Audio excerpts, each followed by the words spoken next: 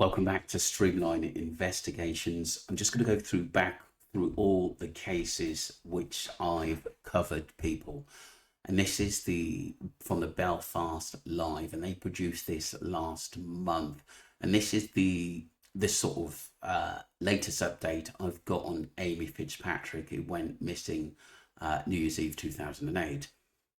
So Ireland's Madeleine McCann vanished in Spain, then second tragedy rocked the family.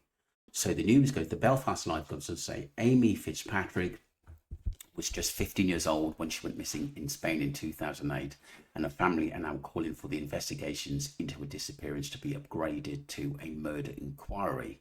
And this was by Liam mcinerney, who updated this on the 23rd of June 2025 at 1:38 p.m. And there's Amy there, and Amy Fitzpatrick vanished without a trace 17 years ago after leaving a friend's house at around 10 p.m. 17 years have passed, wow. Since then, the 15-year-old Amy Fitzpatrick disappeared in Spain. Her family are now calling for fresh looks into a case, urging authorities to escalate the investigations from a missing person inquiry to a murder probe. Interesting. It's just wondering whether the family got any more information on this. Aunt Christine Kenny has drawn parallels with a more high-profile case stating Amy is Ireland Madeleine McCann. She was an only child, then she went missing, but yet she had been ignored and forgotten. We've not heard from the Spanish police in years. There is no contract, no liaison with us. Unbelievable. Unbelievable. That really is.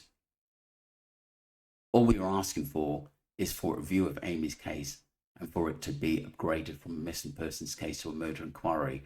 We have no doubt Amy is more than likely dead, but all her dad Christopher wants to do is to find her, bring her home to bury her. Yeah, definitely. Amid a renewed online campaign by the family, we'd revisit the haunting details of Amy's case and the subsequent tragedy that struck her brother a year later. Wow. Described as a sociable teenager from Dublin, also Amy's life took a turn when her parents separated, leading to her to relocate to Spain in 2004. Amy pictured with her mother Audrey in Spain when she was 12. Wow. It's amazing, isn't it? It's sort of how time flies. It really is. She lived in Madrid with her mother Audrey, stepfather Dave, and brother Dean. However, on New Year's Eve 2008, Amy fate took a dark twist.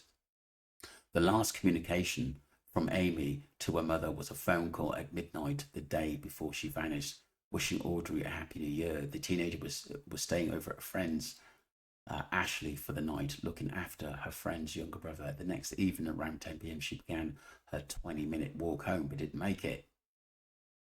What transpired next is still a mystery, and Amy has been listed as a missing persons case ever since.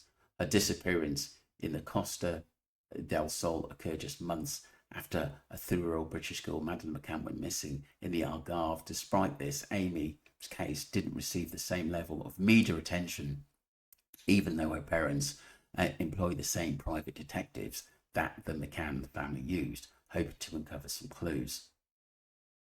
So Dean Fitzpatrick, Amy's brother, Audrey Mahon, and Amy Fitzpatrick pictured together. Wow. In an initial search involving 200 police officers in the first week, turned up nothing, and to date, no one has been arrested or formally questioned. Understandably, her family feel that the authorities could have done more. How many times have we heard that? Audrey reported her daughter missing on January the 3rd, expressed her heartache in 2008. The phone call was the last I heard from her. She said, "Happy New Year, I love you, and I'll see you tomorrow. I think about her all the time," says her mum. But you can't let yourself think what might have happened, because if you do, the thoughts that come into your head will drive you mad. Her aunt Christine is now pushing for the missing persons case to be escalated to murder investigation. She believed that it might prompt the Spanish police to take the case more seriously and allocate necessary resources to discover what really happened to her. The family were hit with the second tragedy when in May 2030, Audrey's partner and Amy's stepfather, Dave Mahon, fatally stabbed her young brother, Dean, who was 23. That was Dean Fitzpatrick died from a single stab wound to his stomach.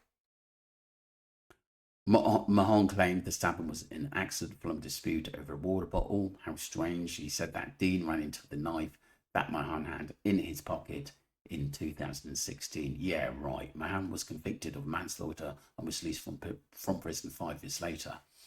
After his time behind bars, Mahon reunited with Dean's mother, Audrey.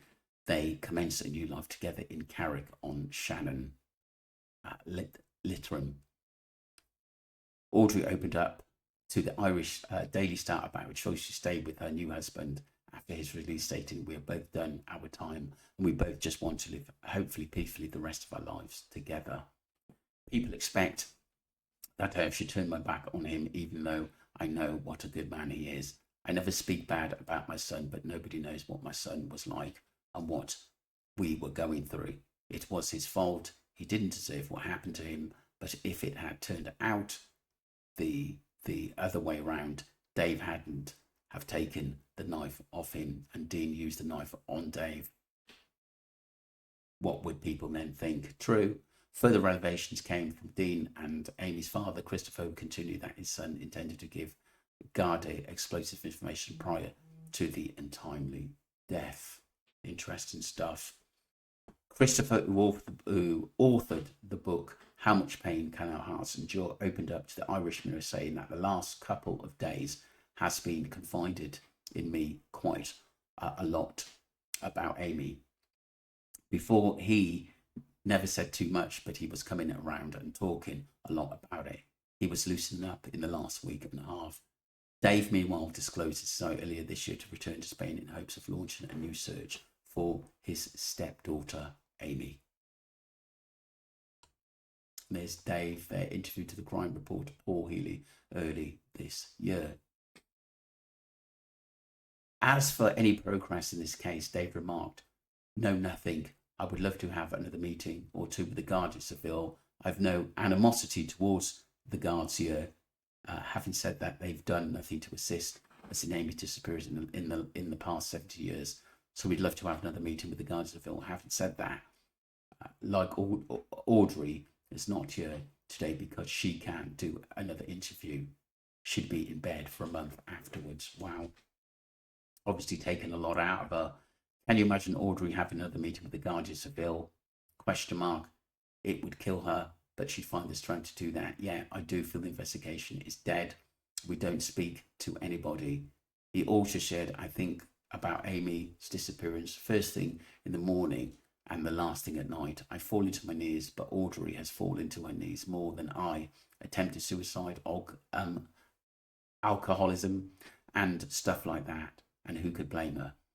Amy's aunt, Christine, has now issued an appeal for assistance in the ongoing search for Anise, stating that there is individuals who know the truth but are covering it up for whatever reason.